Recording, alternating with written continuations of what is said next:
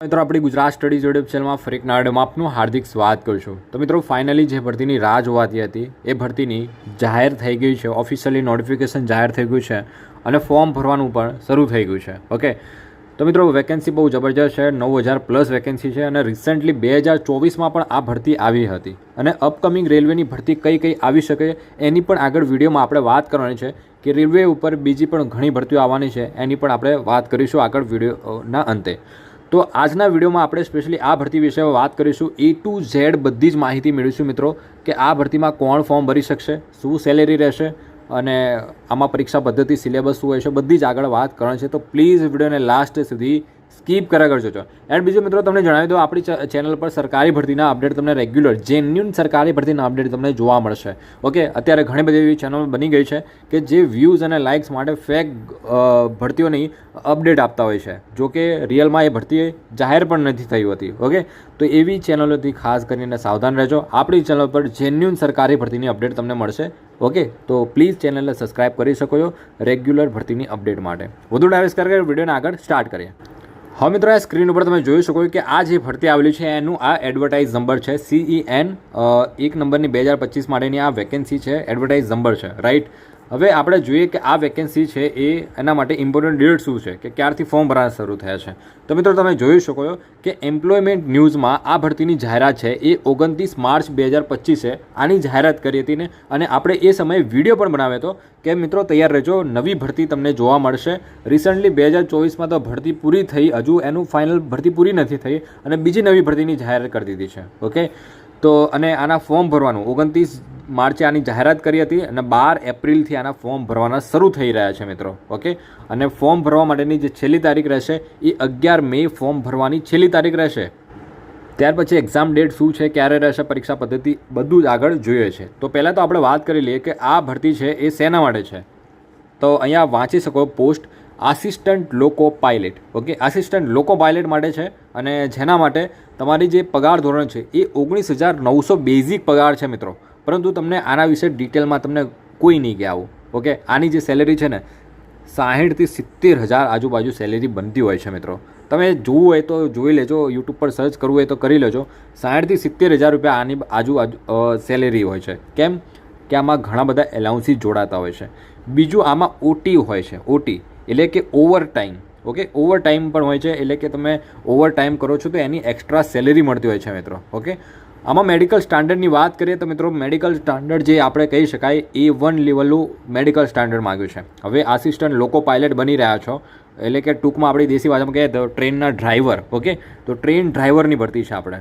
Okay, તો એમાં vision તમારું જે કહેવાય કે મેડિકલ સ્ટાન્ડર્ડ છે એ બહુ જબરજસ્ત માગેલું છે, A1 લેવલનું। ઓકે, ચશ્મા બિલકુલ નથી ચાલતા આમાં તમારું ખાસ કરીને વિઝન બહુ જોરદાર હોવું જોઈએ। ઓકે, તો આમાં એજ લિમિટની વાત કરીએ મિત્રો તો એજ કેટલી છે, તો મિનિમમ 18 થી 30 વર્ષના કેન્ડિડેટ આમાં ફોર્મ ભરી શકે, ઓછામાં ઓછી 18 અને મેક્સિમમ 30 વર્ષના કેન્ડિડેટ ફોર્મ ભરી શકે છે। પરંતુ OBC SC ST માટે ઉંમરમાં છૂટછાટ મળી રહે છે 3 વર્ષ 5 વર્ષની। જો તમે OBC કેન્ડિડેટ હો, OBC કેન્ડિડેટ, તો આમાં 30+3 ગણી લઈએ, NCL સર્ટિફિકેટ હોય ને, NCL મતલબ નોન ક્રિમિનલ સર્ટિફિકેટ, તો એના 3 વર્ષ તમને વધુ મળે છે, એટલે કે 33 વર્ષ સુધી પણ તમે આમાં ફોર્મ ભરી શકો। SC ST હોય ને, SC ST એ લોકોને SC ST કેન્ડિડેટને 5 વર્ષની છૂટછાટ મળે છે, એટલે કે 35 વર્ષ સુધી પણ જે કેન્ડિડેટ હોય એ પણ ફોર્મ ભરી શકશે। ઓકે, વેકેન્સી બહુ જબરજસ્ત છે મિત્રો, 9,970 વેકેન્સી છે। મે બી વેકેન્સી વધી શકે છે, પરંતુ આટલી વેકેન્સી તો કન્ફર્મ છે। ઓકે, તો ઓલમોસ્ટ કહી શકાય કે 10,000 જેટલી આપણે 9,970 વેકેન્સી છે। ઓકે, તો ભવિષ્યમાં આના 10,000 પ્લસ પણ વેકેન્સી જઈ શકે છે। ઓકે, તો રેલવેમાં મોસ્ટલી એવું થતું જ હોય છે કે જે ભરતીની જે વેકેન્સી જાહેર કરે ને પછી ટૂંક સમય પછી ફોર્મ ભરાઈ જાય ને પછી વેકેન્સી ઇન્ક્રીઝ થઈ જતી હોય છે। ઓકે, તો આમાં પણ સેમ એવું થઈ શકે છે। ઓકે, હવે મિત્રો આપણે મેડિકલ સ્ટાન્ડર્ડની વાત કરીએ કે A1માં તમારું જે મેડિકલ સ્ટાન્ડર્ડ છે એ જનરલી કેવું હોવું જોઈએ, તો તમે જોઈ શકો જે ડિસ્ટન્સ છે એ તમારું આ પ્રમાણે હોવું જોઈએ કે વિઝન છે એ 6/6 વિથઆઉટ ગ્લાસીસ હોવું જોઈએ। Okay, with fogging test. Okay, તો જે ફોગિંગ ટેસ્ટ હોય છે ને મિત્રો તો તમને ખ્યાલ છે બ્લર ટાઈપનું. ઓકે, પછી નિયર વિઝનની વાત કરીએ તો નિયર વિઝન કેવું હોય છે? વિધાઉટ ગ્લાસ હોય છે. ઓકે, 0.6 હોય છે. ઓકે, પછી must pass test for colour vision. Okay, તમારું જે કલર વિઝન બિલકુલ ના હોવું જોઈએ. બાયનોક્યુલર વિઝન છે. ઓકે, પછી ફિલ્ડ ઓફ વિઝન છે, નાઇટ વિઝન છે. ઓકે, મેસોપિક વિઝન છે. આ બધા ખાસ કરીને તમારું જે આંખ છે ને, આંખ તમારી મજબૂત હોવી જોઈએ, સ્ટ્રોંગ હોવી જોઈએ. તમારું વિઝન છે એ સ્ટ્રોંગ હોવું જોઈએ ટૂંકમાં. ઓકે, નેશનાલિટીની વાત કરીએ તો આપણે ઇન્ડિયન સિટીઝન હોવા જોઈએ ફોર્મ ભરવા માટે ખાસ કરીને. અને ઉંમરમાં છૂટછાટ મેં તમને કીધું 18 થી 30 વર્ષ SC STને આ પ્રમાણેની છૂટછાટ મળતી હોય છે. બીજું ખાસ મહત્ત્વની વાત એ છે કે અહીંયા ફિમેલ કેન્ડિડેટ, મહિલાઓ પણ ફોર્મ ભરી શકે છે. ઓકે, તો એમના માટે બહુ સારી જોબ કહી શકાય આપણે, બહુ રિસ્પેક્ટફુલ જોબ છે. ઓકે, આસિસ્ટન્ટ લોકો પાયલટ છે, ટ્રેન ડ્રાઈવર છે. ઓકે, હવે તમારી એજ તમારી જે છે એ આ પ્રમાણે ગણવામાં આવશે. ઓકે, ખાસ કરીને જોઈ લેજો મિત્રો, એજ તમારી આ ડેટની વચ્ચે હોય તો તમે ઇલિજિબલ છો ફોર્મ ભરવા માટે. ઓકે, તો OBC SC ST કેન્ડિડેટ હોય તો એમને ખાસ કરીને એમનું સર્ટિફિકેટ બનાવી લેવાનું છે. હવે વાત કરીએ મિત્રો એક્ઝામ ફીસ કેટલી હોય છે, તો એક્ઝામ ફીસ અહીંયા તમે જોઈ શકો છો કે જે પણ કેન્ડિડેટ જનરલ SC ST સિવાયના જેટલા પણ કેન્ડિડેટ છે ને એ લોકોને 500 રૂપિયા એક્ઝામ ફી છે. એમાંથી 400 રૂપિયા તમને રિફંડ મળી જશે.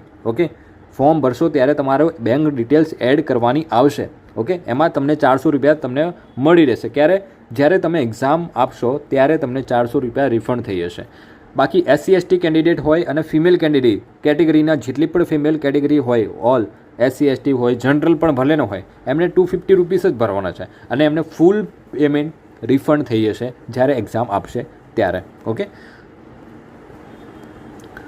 હવે રિક્રુટમેન્ટ પ્રોસેસની વાત કરી લઈએ કે રિક્રુટમેન્ટ પ્રોસેસ કઈ રીતનું છે. પછી આપણે જોઈશું કે એલિજિબિલિટી ક્રાઇટેરિયા કોણ ફોર્મ ભરી શકશે. તો સૌથી પહેલાં તમે જોઈ શકો, સૌથી પહેલાં તમે ફોર્મ ભરશો એટલે તમને CBT 1 એટલે કે તમારી જે રિટન એક્ઝામ હોય છે ને એ એક્ઝામ માટે બોલાવવામાં આવશે. પછી રિટન એક્ઝામ ક્લિયર કરો છો પછી તમને સેકન્ડ સ્ટેજ એટલે કે મીન્સ એક્ઝામ માટે બોલાવવામાં આવે છે. મીન્સ એક્ઝામ ક્લિયર કરો છો પછી તમારું કોમ્પ્યુટર બેઝ એપ્ટિટ્યૂડ ટેસ્ટ હોય છે. Okay, computer base aptitude test હોય છે, એ પણ ક્લિયર કર્યો પછી તમારું ડોક્યુમેન્ટ વેરિફિકેશન થાય છે અને મેડિકલ પછી લાસ્ટમાં થતું હોય છે અને ફાઇનલી તમને જોઈનિંગ લેટર મળતો હોય છે, ટ્રેનિંગ માટેના કોલ લેટર ઇસ્યુ કરવામાં આવતા હોય છે. ઓકે, હવે જે ફર્સ્ટ તમારું જે સ્ટેજ છે, ઓકે, CBT 1 પ્રિલિમિનરી જેને આપણે એક્ઝામ કહીએ છીએ, એ કઈ ટાઈપનું છે તો એ તમે જોઈ શકો છો મિત્રો કે એમાં તમને 60 મિનિટનો સમય મળશે, 75 ક્વેશ્ચન રહેશે, દરેક પ્રશ્નનો 1 માર્ક્સ રહેશે અને 1/3 નેગેટિવ માર્ક્સ સિસ્ટમ રહેશે. નોર્મલાઇઝેશનની સિસ્ટમ તમને જોવા મળશે એટલે કે કોમ્પ્યુટર બેઝ ટેસ્ટ રહેશે તમારી. ઓકે, તો આ પ્રમાણે છે 75 માર્ક્સની એક્ઝામ રહેશે અને 75 ક્વેશ્ચન રહેશે, 60 મિનિટ સમય મળશે, બરાબર, અને 0.33ની નેગેટિવ માર્ક્સ સિસ્ટમ છે. ઓકે, અને કહી શકાય કે આમાં તમારી CBT કોમ્પ્યુટર બેઝ એક્ઝામ રહેશે. હવે સિલેબસની વાત કરીએ કે CBT 1 જે છે પ્રિલિમિનરી સિલેબસ છે, એમાં સિલેબસ શું રહેશે તો તમારું મેથ્સ પૂછાય છે. મેથ્સનો ડિટેલ સિલેબસ છે કે કયા ચેપ્ટર કયા છે, નંબર સિસ્ટમ છે, બોડોમાસ છે, પછી ડેસિમલ છે, પછી ફ્રેક્શન છે, LCM LCF છે, રેશિયો એન્ડ પ્રિપોઝિશન છે, પર્સન્ટેજ છે, મેન્સ્યુરન્સ છે. આ બધા ચેપ્ટર તમારે કરવાના છે મેથ્સમાં.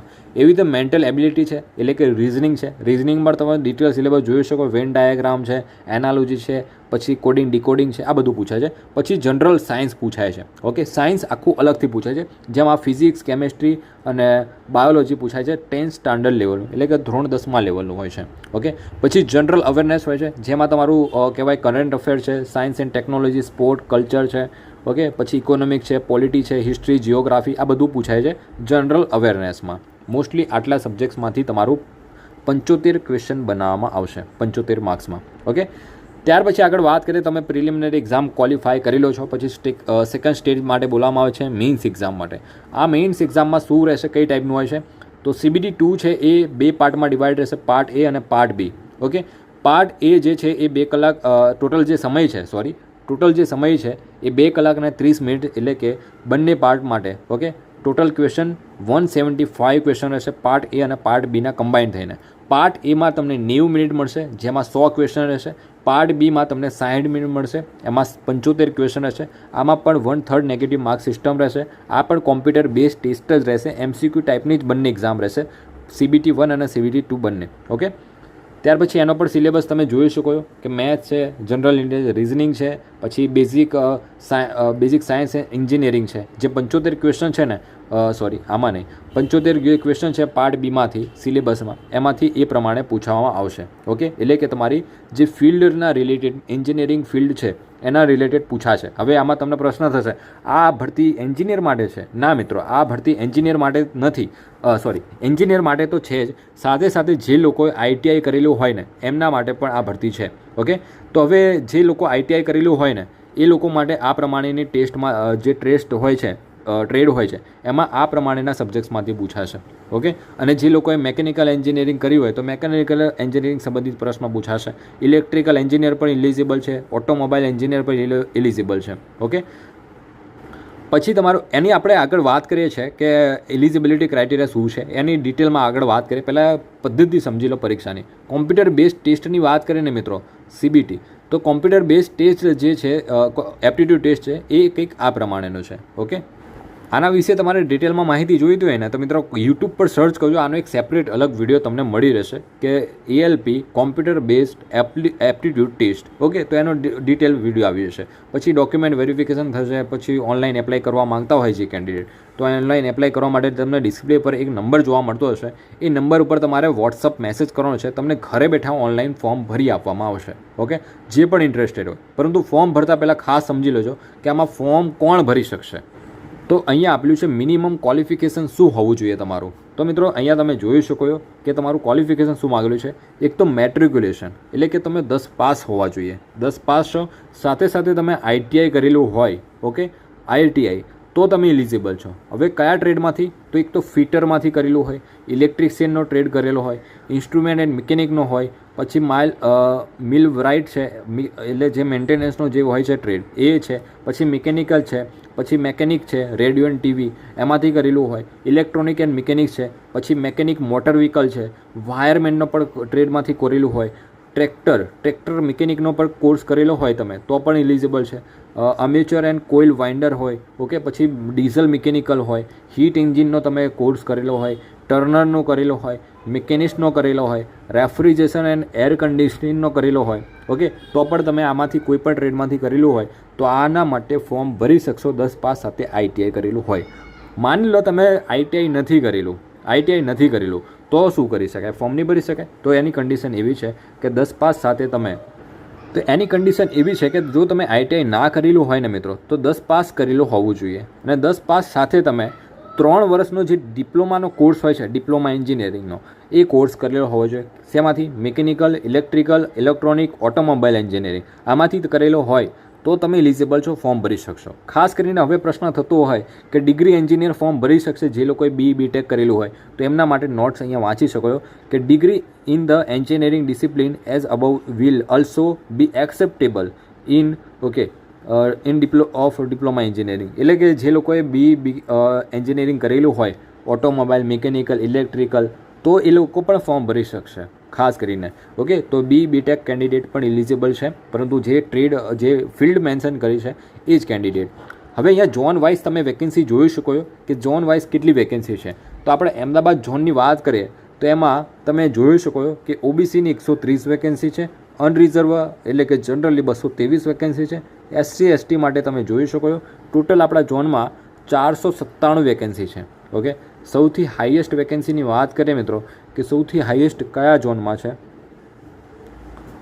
તો સૌથી હાઈએસ્ટ જે છે અહીંયા તમે જોઈ શકો 967 વેકેન્સી સિકંદરાબાદ ઝોનમાં તમને હાઈએસ્ટ વેકેન્સી તમને જોવા મળશે. ઓકે, તો મિત્રો જો તમે આનું ફોર્મ ભરવા માંગતા હોય તો નીચે નંબર આપેલો છે, વોટ્સઅપ નંબર, એના ઉપર તમે ફોર્મ ભરવા માટે મેસેજ કરી શકો છો. તમને બિલકુલ ઘરે બેઠા ફોર્મ ભરી આપવામાં આવશે. આ હતી આ ભરતીની ડિટેલમાં સંપૂર્ણ વિગતવાર માહિતી. જો તો પણ તમે કોઈ ડાઉટ હોય, કોઈ પ્રશ્ન હોય તો કોમેન્ટ સેક્શનમાં કોમેન્ટ કરીને પૂછી શકો છો. ઓકે, હું જરૂરથી રિપ્લાય આપીશ. તો મળે મિત્રો નેક્સ્ટ વિડીયોમાં. આજ વિડીયો પૂરતું આટલું જ.